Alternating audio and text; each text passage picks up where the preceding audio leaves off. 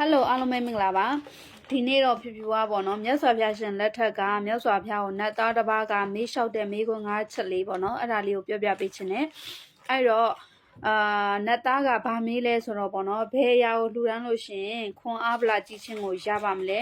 ဘယ်အရာကိုလှူဒန်းလို့ရှင်ရုပ်အဆင်းလှပခြင်းကိုရပါမလဲဘယ်အရာကိုလှူဒန်းလို့ရှင်ချမ်းသာဒုက္ခကိုရပါမလဲဘယ်အရာကိုလှူဒန်းလို့ရှင်မျက်စိအမြင်အားကောင်းခြင်းကိုရပါမလဲဘယ်အရာကိုလှူဒန်းလို့ရှင်အလုံးစုံသောပေါ့နော်ချမ်းသာဒုက္ခတွေကိုရပါမလဲဆိုပြီးတော့မေးလျှောက်တယ်အဲ့တော့နံပါတ်1အချက်ပေါ့နော်နံပါတ်1အချက်ကအစာအာဟာရပေါ့နော်အစာအာဟာရကိုလှူဒန်းလို့ရှင်တော့တဲ့ခွန်အားကြီးခြင်းကိုရနိုင်တယ်တဲ့ဒုတိယအချက်ကကြတော့အဝတ်တန်စာပေါ့နော်အဝတ်တန်စာလှလှပပကိုလှူဒန်းလို့ရှင်တဲ့ဘဝဆက်တိုင်းမှာရုပ်အဆင်းလှပခြင်းကိုရနိုင်တယ်တဲ့တတိယအချက်ကကြတော့အေးချမ်းဗာလဲချမ်းသာဒုက္ခပေါ့နော်ချမ်းသာဒုက္ခလိုချင်ဘယ်ဟာလှူဒန်းရမလဲဆိုတော့စီးတဲ့ရင်တဲ့ဥပမာကားပေါ့နော်ဒါပေမဲ့လေတဲ့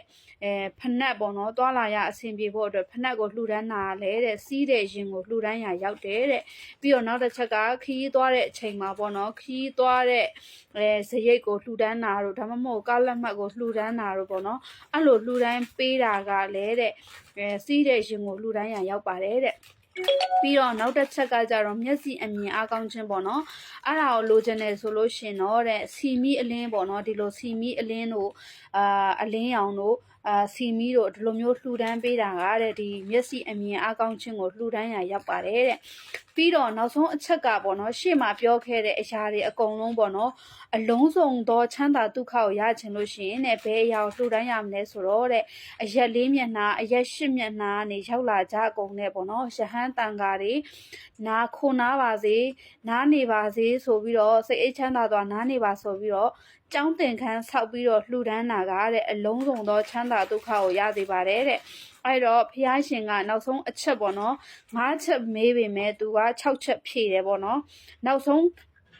အချက်6ချက်ပေါ့နော်အဲ့ဒါဘာလဲဆိုတော့တရားဓမ္မတို့တရားစာပေတို့တရားခွေးတို့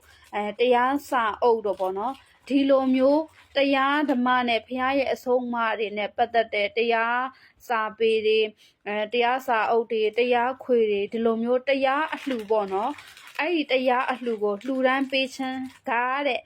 နိဗ္ဗာန်ကိုလှူဒန်းရရောက်ပါတယ်တဲ့အဲ့တော့ဖြူဖြူတို့လှူသမျှအလှထဲမှာအမျက်ဆုံးအလှဒီတရားအလှဆိုတာကိုကြားဘူးကြမယ်လို့ထင်ပါတယ်အဲ့တော့အားလုံးကိုဘုရားရှင်ကပေါ့နော်6ချက်ဟောသွားပါတယ်ဟောဒီနတ်သားကိုပြောသွားတယ်ပေါ့နော်အားလုံးပဲဘုဒ္ဓအနေနဲ့မျှဝေပေးလိုက်ပါတယ်ရှင်